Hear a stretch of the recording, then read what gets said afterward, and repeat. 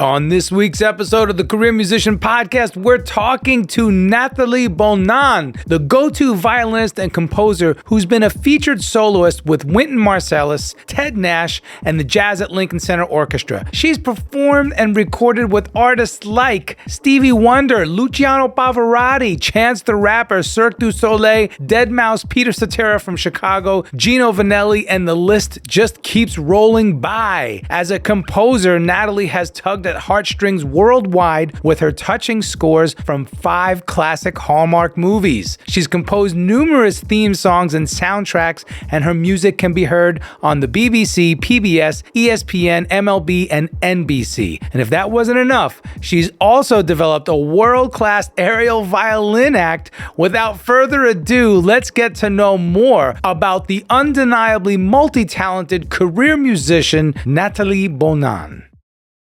Natalie Bonin, welcome to the Career Musician Podcast. Thank you. I'm so happy to be here. It's so nice. Yeah. Absolutely. We're so happy to have you. I have to start out by saying this. We met at the American Federation of Musicians, Local 47 here in Los Angeles. I want to say it was like almost 2 years ago. We sat next to each other a couple times at the orchestration and arrangement class that Dr. Ludwig was giving. Yeah. I know. It's so funny that, what a coincidence that we both landed there. And I remember we shared the same desk for, a few lessons. So it's awesome to see you here. Yeah. Absolutely. Same. And when I met you, I was like, oh, yeah, I definitely want to work with her in the future because I liked that you had film and TV experience, but also, artist album experience, like, record artists, but also you understood the ins and outs of production and composition and recording. So, it's like all of those things combined. It takes a long time to build up those skill sets in each of those areas, That's true. And it's not something to be taken lightly. So let's dive in because I love your credentials. I mean, your schooling is impressive. Tell us a little bit about how you got involved and some of your musical inspirations. All right. Well, I actually started violin when I was 4. And I got kind of, geared towards classical music. That's what my parents were listening to. And so I grew up in that classical environment. And then I just, went on to study with private teachers until I was 11. And then my parents had this incredible project to kind of homeschool me and take a bit of a sabbatical. And so I landed in New York with them and studied music, again, classical, with a bunch of teachers from Juilliard and Manhattan School of Music, and ended up playing in the New York Youth Symphony, playing at Carnegie Hall when I was, barely 12. So it was just incredible to go through those years of training. And that really, I think those 3 years in New York, almost 4 years, were really the core of my love for music and what installed in me this sense of this is part of my life. And then we had to come back because my parents were not U.S. citizens, so they didn't really have, legally, they couldn't really stay there. And I eventually couldn't be homeschooled anymore. My mom couldn't do that anymore. So ended up going to school back in Montreal and went to McGill, again in classical violin, and finished my bachelor degree in music and performance. And after that, it was kind of a weird period where I had a lot of doubts and questions. I was actually dating a medical doctor at the time. And it was sort of like the question in my life where I was always led to go to music, to be in music for a bunch of reasons that made sense, or it was sort of my direction, but I felt it wasn't a conscious decision, from my end. It was just, I felt it, but it wasn't like, it wasn't something that I decided as more of an adult decision, So at that point I had doubts and I was like, what is music? What does that mean for me, for anybody? Is that really useful or is that necessary? Like my boyfriend is saving lives every day. And I'm like practicing this stupid 2-measure passage I can't get for like 4 hours. I'm like, what am I doing? So it was a period where I was like, where am I going with this? And my dad was a psychologist. My mom was she studied in biochemistry. And so I had this kind of love of science and psychology and human, health and stuff. So I was kind of driven towards that. And I decided to do my pre-med. I was like, I need to do something that's meaningful in life. And so this was like a big curveball I threw myself into. And I was like, okay, I'm going to go back to taking all those science courses that I got out of in school to practice. Now I have to do them. But you realize that you actually save time and you do them later because you do it in a month and not in a year. So I ended up doing all of that and getting accepted in med school when I was like, I think 24, after graduating from my bachelor's degree. And then I was like, so what do I do now? Am I supposed to stick to music or go towards that decision? So I ended up going to Italy for a year, not a year, and a whole summer. And a year would have been a little bit long, but 3 months. And kind of giving music a chance, kind of saying, all right, prove me wrong, prove me that this is really who I am. And that's where that adult decision came in. And that kind of proof that I was a musician was in Italy, is that's where I rediscovered music in my own way. So I started playing Bach in like these old churches and places that, America wasn't even discovered yet when these were built. And it just felt like such sacred places to hear and experience music in a new way. So when I came back from that trip, I was transformed. That didn't go well with many things. So I dumped med school, but I also dumped the doctor. So it was like an all-in thing. It was like, nope, okay, we're not going that direction. And you got your focus. I like it. I know. It was like, okay. But it's also discovering new ways of being part of music. I realized that probably what I wasn't open to was everything else. I had only done and listened to classical music, basically. And so I opened up to improvisation, jazz, world music, started playing with bands like Moroccan singer and musician Saeed Misnawi from Marrakesh and what do you call it? The Nawa trance and, discovering all these new cultures, playing tango, playing fusion jazz. Oh my gosh, that was quite something. Improvising was totally new to me. And then I wanted to do it so bad that the guy was like, yeah, have you done this before? I'm like, yeah, sure, I can do that. And then after, a week, he was like, yeah, I think you've never done this before, but you really want to. So I'm like, yes. So I was practicing 10 hours a day and learning all these chords. And it was just overwhelming, but incredible to discover all these sides of music. So that took me to like doing TV shows, touring with different pop groups and rock and whatever. And ended up playing with Ted Nash in New York. And touring with this jazz quintet, very, very, unique jazz quintet. And then that led to performing with the Jazz at Lincoln Center, recording with them, and basically having Winston Marsalis in my band, So when you think of this whole kind of lineup of things, it's just really diverse. Wow. And a bunch of discovering that went on for, I guess, these 10 years, like the second half of my 20s and early 30s were basically discovering so many sides of music, which led to composition, because at one point it just became so creative that it felt like, why don't I go to, improvisation is basically an instantaneous composition. So why don't I do something that's more permanent? And I had just, I guess, never had the confidence to do it. And the time I didn't really devote to that. So when I was on tour I was going to go on tour with this pop singer for 4 months in Russia and Europe. I had so much time on my, hand, like traveling and buses and planes. So I started doing these Berklee online classes, and discovered I really loved arranging and orchestrating and composing. And so from one thing to another, I ended up doing the whole master's certificate in film and TV, which led to winning pitches for TV shows and different TV series, commercials, background music. And yeah, I mean, that's kind of like the whole scope of how one thing led to the other, Right. in my career. Well, okay. Yeah.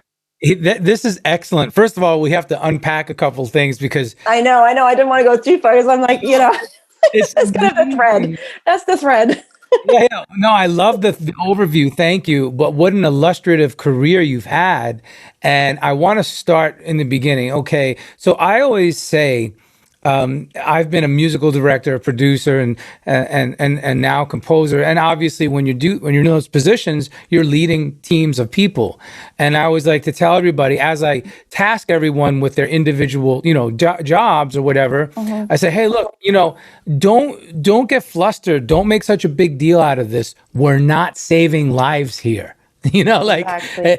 It's okay if you make a mistake, if something goes wrong, if we overlook one little thing, nobody's gonna die. It's okay. So I love that you. Yeah, I love that you drew that analogy in the beginning between the doctor you were, dating and yourself, and also with your parents' background. Right. I think it's important that musicians, especially career musicians, understand that. However, I think the thin line is that we might not be saving lives, but hopefully we are enriching lives, right? Yes, and I actually agree with that because so many times after, I've noticed that after concerts or shows or people coming to me and telling me how good I made them feel and how maybe they love this song or this, music, and how it meant so much for them because maybe they lost someone or maybe, whatever, they needed that to feel better that day. And it might not save lives, but it heals in a different way. That's right. It's kind of soul medicine, right?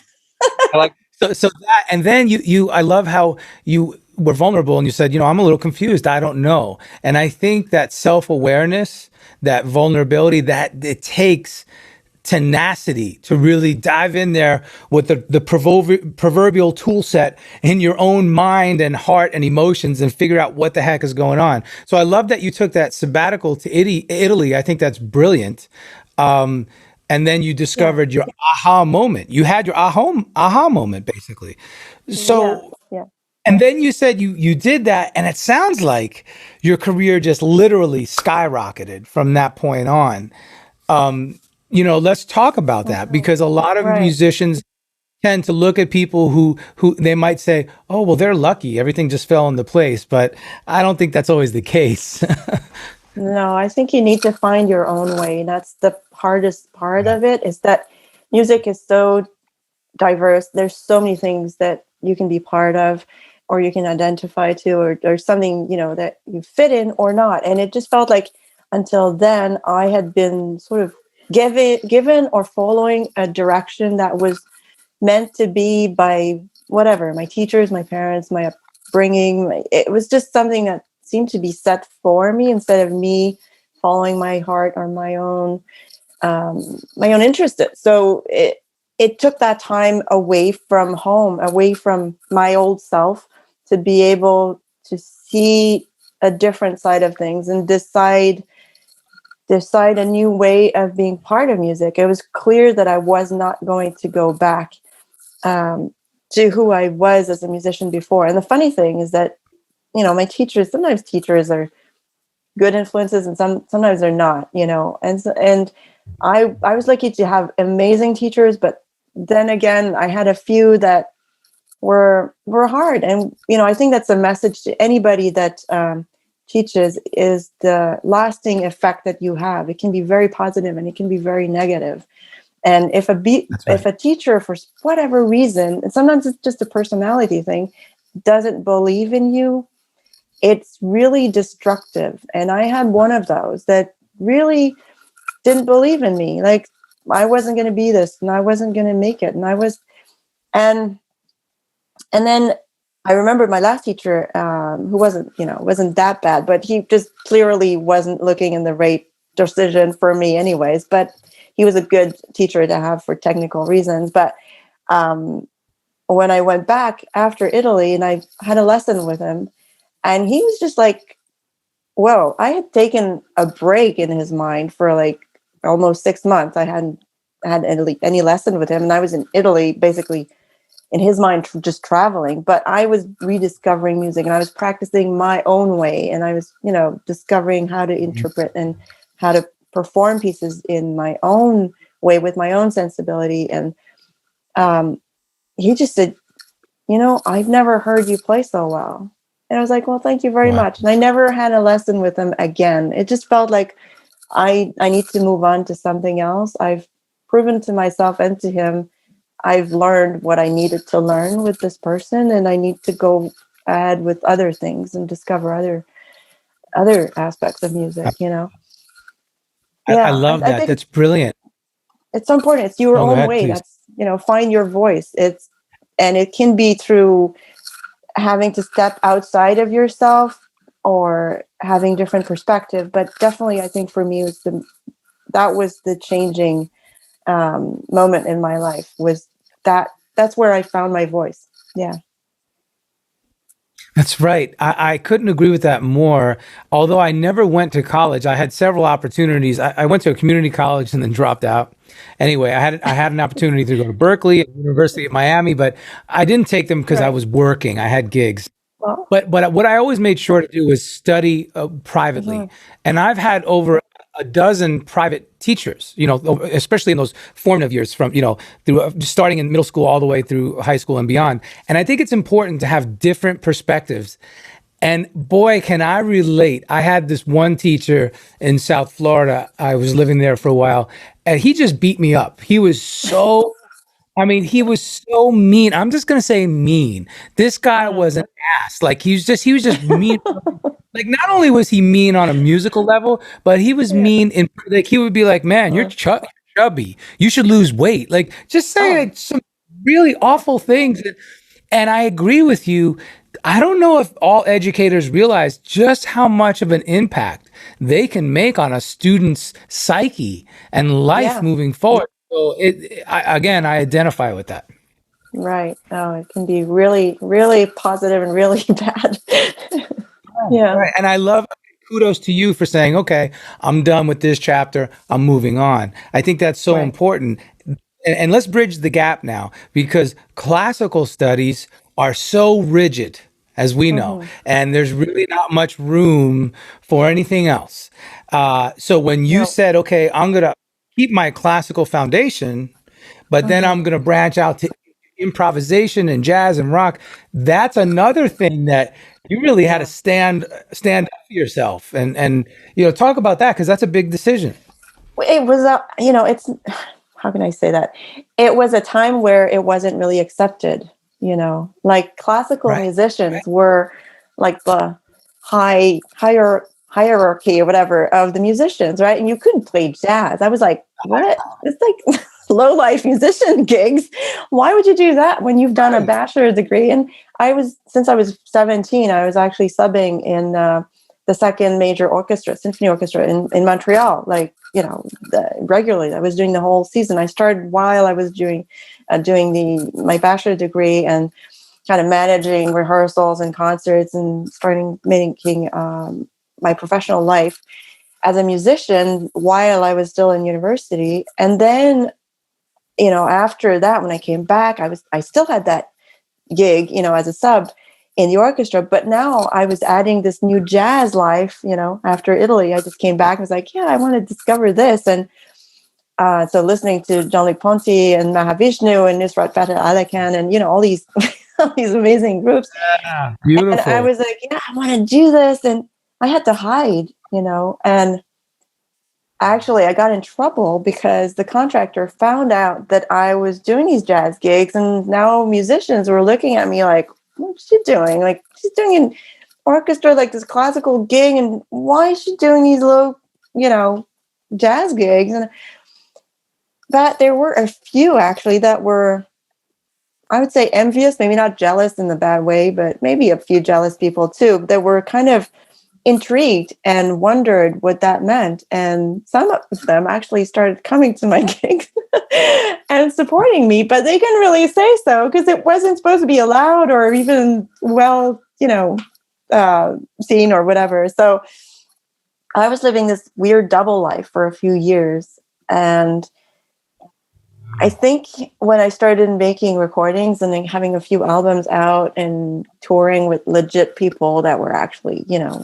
legit pop stars and whatever, people started giving me a little bit more respect on that end. But I was always seen like the black sheep in the orchestra, which is funny because when I went back after doing all these tours, the contractor became a pretty good friend and kind of, had more respect for me. And it's funny, every time I came back, people would rush to me and want to know more about my touring now. It went from being the black sheep to being, we want to know what you did, because their lives was pretty much the same. Like they've been there for 20 years, nothing changed, You were doing exciting things. Exactly. You went from taboo to being the hero. So that's beautiful. I love that. Yeah, it was. Yeah. Just looking, I have so much to relate with you about, because I love diversity, and Eric G is the same way. And, I think diversity is more, obviously it's accepted now and it's encouraged. And I think it should be like that, because looking at your list here, Stevie Wonder, Luciano Pavarotti, Gino Vanelli, it's like Cirque du Soleil, all these things. I love it that you can go, playing Superstition to, killing Paganini to, it's just all these different things. It's like, wow, see, that's, in my opinion, that's what it takes to be a true career musician. So yeah, kudos. You. I mean, honestly, I get bored so easily that I think it's a necessity. Right. I'm the same way.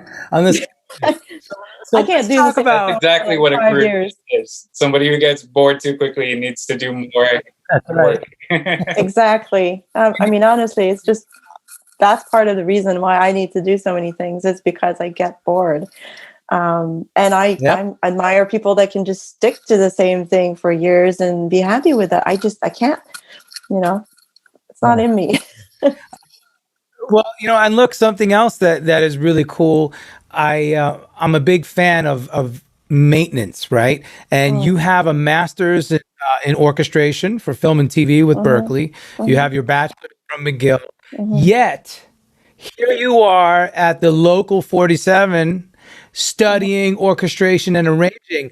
And, I was a newbie in that world. I had studied it briefly in high school, but come back to it. So for me, it was really important.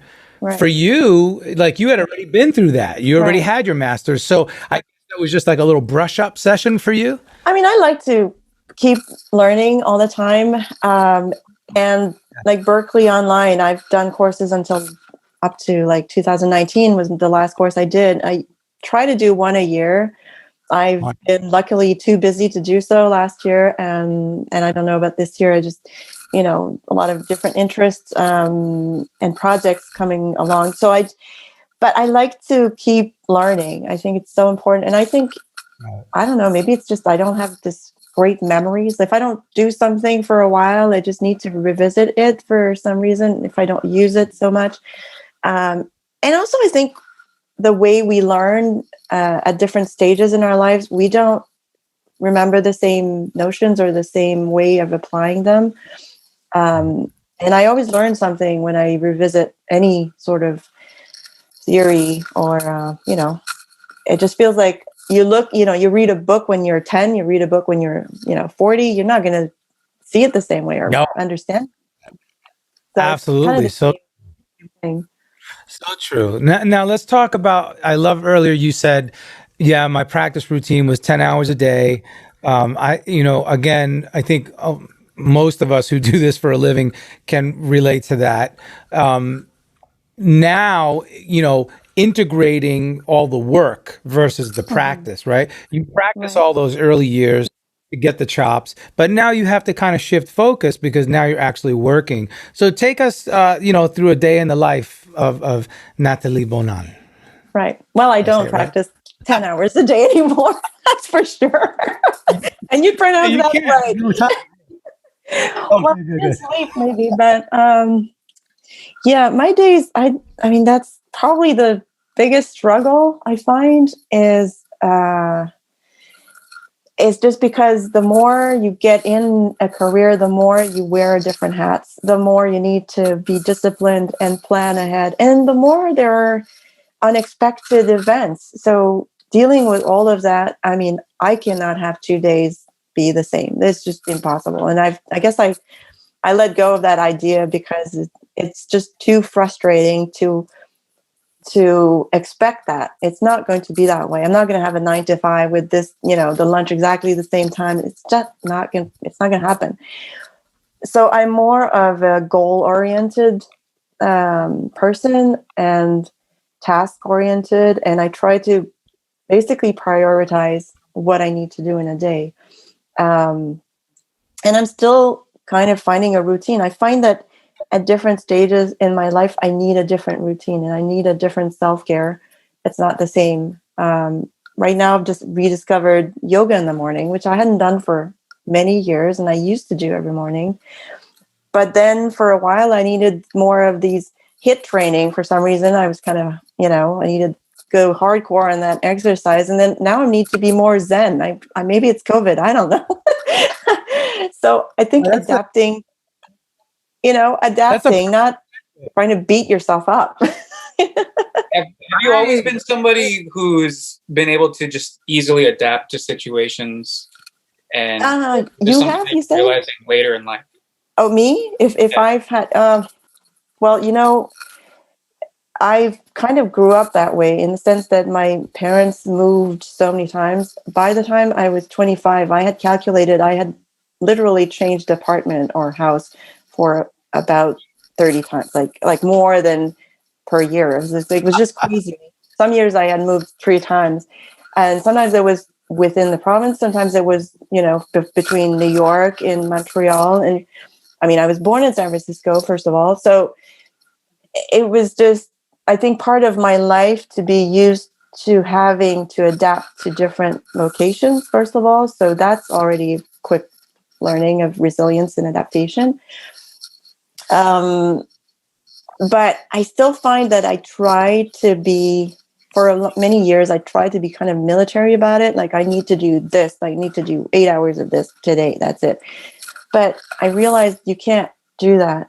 It's not, first of all, inspiration, especially in composition, doesn't come always when, the clock hits 7 a.m. You're like, yeah, I need to start now. It's, I don't feel it. Okay, well, maybe go take a hike and then come back, and half an hour later, you're going to be inspired and oxygenated, whatever. And that's going to flow better. But learning how to let myself trust that I will find the right timing for that day, because a day's never the same.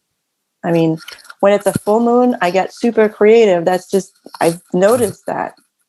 That afterwards. It's not like I'm checking when the full moon is. It's just happened. It's like, wow, it was like, oh, it's the full moon. And it's just like, we are, I think, I don't know if everybody's like that, but I know I'm very affected by my environment, by what's going on, and I need to figure out a way to be effective in that. So having a routine is more like, I wake up, I do my list if I haven't done it before I go to bed, because sometimes I need to do that. If I'm really stressed out, I need to do my list before I go to bed. And then the next day I wake up and I know what I need to do, but it doesn't mean I'm going to do it in that order. Kind of depends on my energy level. Although I do try to get the most important things early on in the day, because past 5, except for very big inspiration spurs, it's not the time to do taxes or do numbers or do stuff like that. And my brain doesn't like it. Hello, I'm Natalie Bonin, and you're listening to The Career Musician with my buddy Nomad. Want to learn more about a particular topic? Tag @thecareermusician and use #careermusician to let us know what you'd like to hear. Be sure to subscribe to the Career Musician podcast and like The Career Musician on all social platforms to stay up to date on news and topics that affect your music career.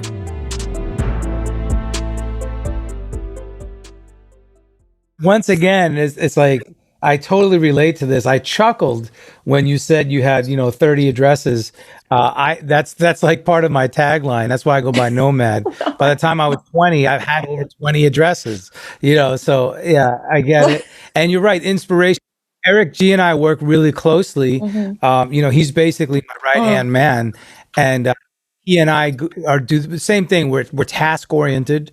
We set the goal and then we set the tasks to achieve that goal. Right. But you're absolutely right. It has to be on a sliding scale. Otherwise, to be militant, it's very difficult with what we do, right?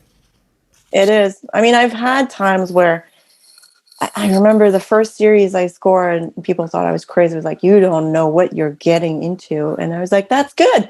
I don't want to know. But I had just accepted this contract where I was responsible for the entire music background, the theme for a 20 episode. It was kind of like a variety show where there were 6 sketches in different styles because it was basically a hypnotist putting somebody under hypnosis and making that person live through an experiment, becoming Superman or I don't know, being loving tarantulas, and basically in real life they are scared to death, but for that experiment they love them, and then they wake up and they're like tarantula in their hand, and it was like, oh my god, but you have to score in all these sort of styles, from kind of John Williams-esque for the Superman to like Skippy the Kangaroo to like a banjos thing. And I had 124 5-minute sketches to score with basically no dialogue because that was international. So it's a lot of music on my own, It's like, that's like, so I remember I had to do 2 to 3 sketches a day delivered, to be on time. But then you're like, learn. That's something I learned with that, is that trust my instinct. There's no time for doubt. That's right. Oh, say that again. There's no time for doubt. I love that. No time for doubt. I love that. Ironically today, you landed on the schedule with Phil Eisler. We're interviewing him next. Cool. And I'm a huge fan of Phil, and I'm a huge fan of yours. And that's something that I love talking to composers about, is when you accept the contract, because I know several composers who have done lots of big TV shows, as you mentioned. Boy, it's a lot of work, and that always seems to be the common thread. Get ready for 3 to 4 months of zero sleep and stress and constant, content creation. So I think that's cool that you just dove in and just went for it. You just have to trust yourself that you can do it, and if you need to, then you find, assistance or you find help. But I think trusting yourself and just diving, that's the key idea. Yeah. So earlier you said about your HIIT routine in the morning. You talked about yoga. I wanted to bring this in. When you go to your website, when people go to your website, which is just natalieboninmusic.com, we have a great picture of you as an aerialist. Tell us about that. That's like so cool. You're literally hanging in the air playing your violin. I mean, that's cool. Okay, so that goes back to before my violin start. I was 3 and I started gymnastics, and my first idol was Nadia Comaneci. So I wanted to be like her. And the Olympics was like 76, I think, right, in Montreal. And she was there, and she was like an amazing influence on me, and I was following all she did. And so I took gymnastics for many years. And actually, when I was 9, I got refused at the admissions for this provincial Olympic, well, not Olympic, but it was like a gymnastics club, but that was the next step up if I wanted to move on. And even though I was one of the most talented in the class, I didn't fit the body, weight, height, whatever. Like just based on that, they didn't even want to see me. So I was so destroyed. It was like so bad. Anyway, so I kept music. And later on, I just needed to fill that passion in different ways. So I started doing dance lessons or martial arts. I did kung fu when I was, a teenager, and then yoga a lot, meditation, and whatever, a lot of things. How the hell did you find time to do all this? It's like you're the ultimate overachiever. What the heck is going on here? I mean, I didn't sleep very much. I would say each one of those takes so much focus and discipline. I know. And I didn't mention I learned Mandarin for 2 years. And unfortunately, I forgot all of it. But like I say, I get bored. Schlep over here. Come on. And I'm a hustler. I mean, I do a lot, but damn. That's incredible. Anyway, so I don't know. I was, by myself a lot. I learned, I'm a single child, and I guess I just love to do all of these things. And anyway, so what happened is that one point when I was in my 20s and started doing these pop tours and musicals, I was working with this choreographer, and I told her about my idea of, she was working with Cirque du Soleil and a lot of different shows like that. And I said, I wanted to be a gymnast when I was a kid, and I wanted to combine my two passions, find something I can do between violin and gymnastics. There must be something. And I thought of aerials, and she said, well, I know somebody that is a coach at Cirque Éloise, and maybe he could help you out. I left a message. He didn't call back. Probably thought I was totally nuts. So I called back again a week later saying, look, I know you think I'm crazy, but I'd really, really like to try something. So he ended up calling back, and we had a first session where he had me try different apparels safely, because I had never done circus before. But because of all those different trainings in dance and art, kung fu and everything else, yoga, I was very flexible, and I had a very good self-awareness of directions, and even upside down, I knew, because people kind of get confused and kind of dyslexic about where they are if they're upside down.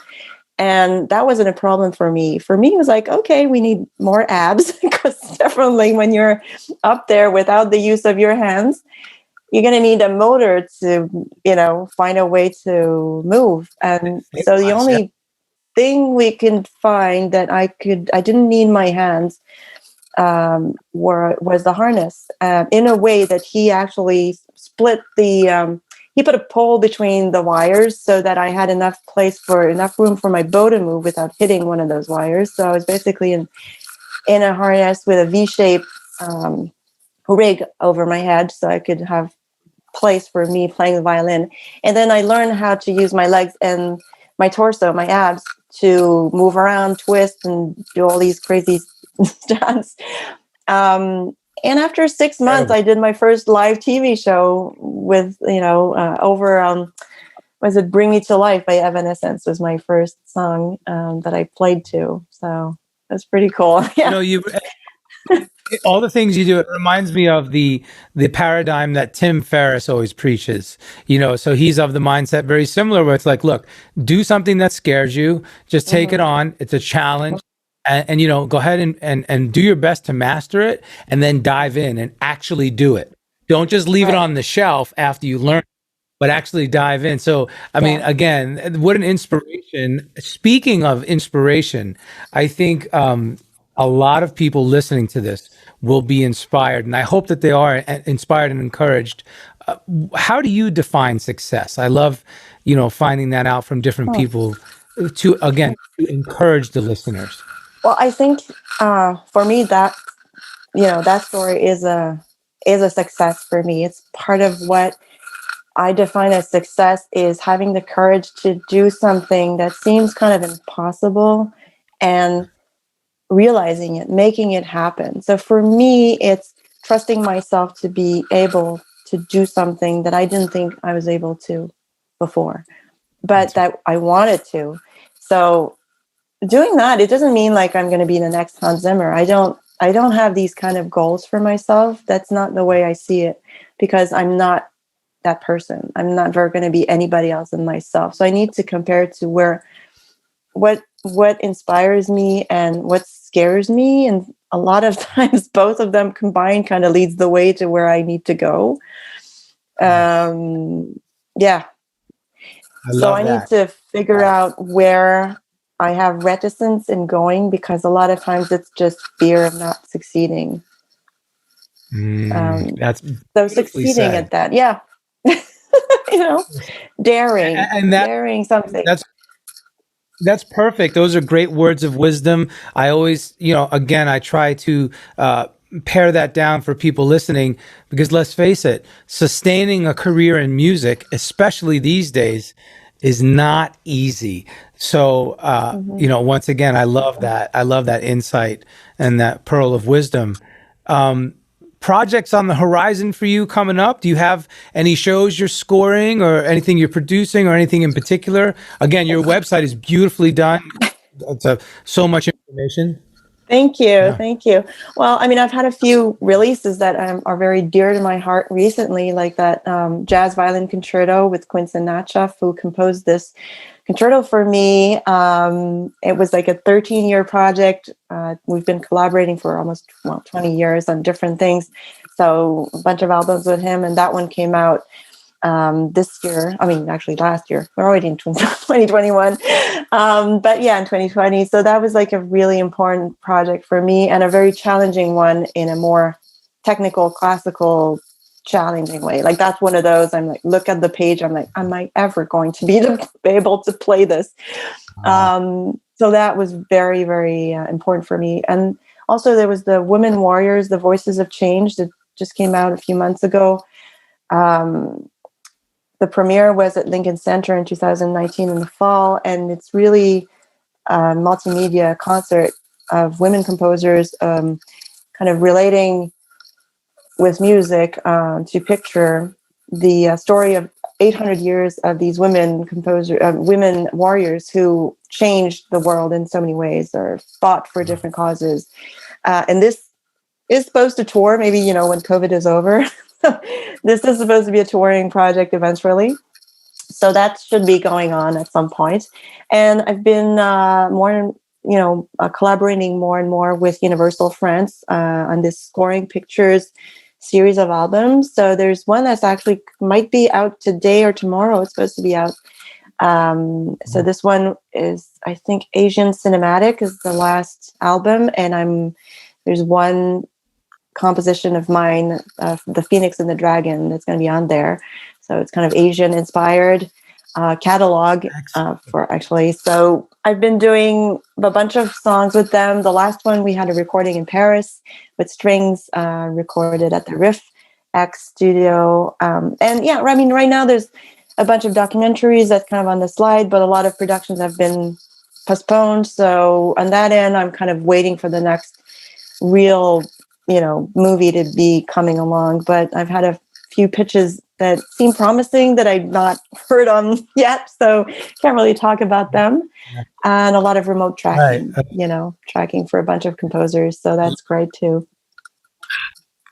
Okay, I love that. I'm so glad you said remote tracking. So here at the Career Musician, we're really trying to help people, again, figure out ways to sustain their career, how the hell to do this. So we just released the 6-step guide to recording pro-level sessions from home. Oh, very cool. Yeah, and it's available at the website, thecareermusician.com. You just go there and you drop your email and you download the free guide. But, it always surprises me that there are still a lot of musicians that don't have a home recording setup. But I think, especially now more than ever, it's vital. Like if you don't have one, it's going to be... So talk about your setup, especially for string players. That it's very important that you have just the right microphone and situation to get it. That's funny you say that, because I've tested different mics. I have a Royer 121. It sounds beautiful. It's also very sensitive to the environment. I have another one that's, more of a condenser mic that's a very decent Audio Technica mic. which I've used a lot of times, even for vocals. So that's, that works well for that too. But I found that the one that I use the most, and that is the most consistent, and the one that people prefer, is my DPA 4099, which is actually a gooseneck mic, because it doesn't take the room. And so I have a drier, a drier track in the end, and that's what most people want, so they can put it in whatever reverb. So that's been my go-to mic for most of my recordings lately. And it also makes it possible for me to start a project somewhere and finish it somewhere else without kind of having to tweak out the room or tweak in the room or whatever, because it's really close. But it's still far enough with the gooseneck that I can still get the resonance of the instrument. And it's a really, really good mic. So... What type of preamp? Do you go through any processing, or you just go directly into your converter? I go through my UAD Apollo Twin. Yeah, that's been my. I love that little beast. That's an amazing machine. That's what we use all the time. Yeah. So I go through that, and I use right now. I've been using the Neve 88. And preamp and virtual or the hard. I don't use. No, the virtual. I mean, I'm on the road. I know, same. I can't bring all this gear around. And that's the whole point that we're making to musicians. Hey, it's easier than ever to have a professional quality setup. Yeah. So. Yeah, to be honest, it's just incredible what I've been able to do with my little laptop. I'm missing a big trash can right now, but I still can do so much with my laptop. And it's just basically what's in around what it's controlling. So I'm using the UAD, and sometimes I've used the 1073 or the new 84. Those amps, they add different colors, but I find that that's more for my own personal projects. When I use it for somebody else, the 88 is it's a warm, but it doesn't really color it so much that people going to say anything about it. And the mic is a condenser, so it tends to be brighter than dark, so it kind of balances it out. And I usually don't do EQ unless there's, for some reason, my violin, instruments, some days they just don't sound great for whatever humidity or whatever reason. So sometimes if I need to, I cut out a resonance, or I always cut out the bottom end of my violin just because any sort of noise in my hand or whatever. But that's it. That's right. You don't need... Yeah, you don't need those lower frequencies. Absolutely. No. It's brilliant. Yeah. Brilliant. So all the violinists, violists, cellists, everybody listening, go out, get your home rig set up, get the guide, download it, and go, check out Natalie's website. Once again, amazing. I love all of your whole body of work is beautiful. I love your diversified skill sets.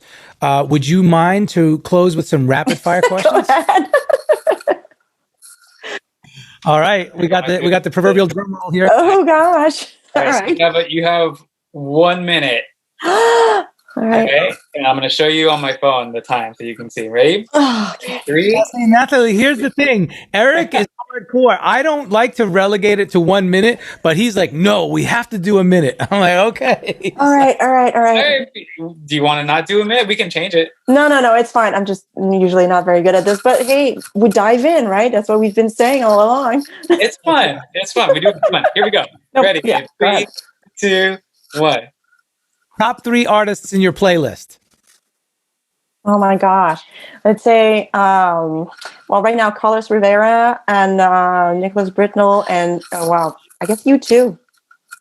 Studio or live? Oh gosh, live. Favorite city? Santa Monica. Dream collaboration? Hans Zimmer. What entertains you? Oh gosh. Anything that touches my soul. Electric or acoustic? Acoustic. Favorite decade of music? The 70s. Your friends would say you are reliable. instrument you wish you played. Piano better. Yeah. What would you do if you weren't a career musician? I'd probably go in finance. Finance. All right, there you go. Well done. I mean, you crushed it. Gee, I think you crushed them all. That's awesome. How fun you did. Jeez. I mean, no hesitation. Bam, bam, bam. Oh, so wait a minute. So now you're going to add finance to your skill set as well. I actually been doing that for like the past few weeks. I'm like, yeah, I think I might do some stock market stuff. It's kind of part of, it's living on the edge, kind of like us. That's right. That's what we do. That's what we do. Why not? So everybody can find you at NatalieBoninmusic.com, and that is NatalieBonin music.com. And your socials are all there, and all of her music. Dig in, and boy, this has been such a treat. And you know what? We have to figure out a way to collaborate. I want to find something that I can play, maybe acoustic guitar on, maybe some piano with Eric and you violin feature. I don't know. We'll just think about something. Yeah, of course. I would love that. Yeah, definitely. You need to. Yeah, and anybody, wants to ask questions, or please email me, that on my website, there's an email, and happy to answer questions if anybody has some. That's brilliant. We're definitely going to have you back. We really appreciate you. Thank you so much for having me. It's been a real pleasure.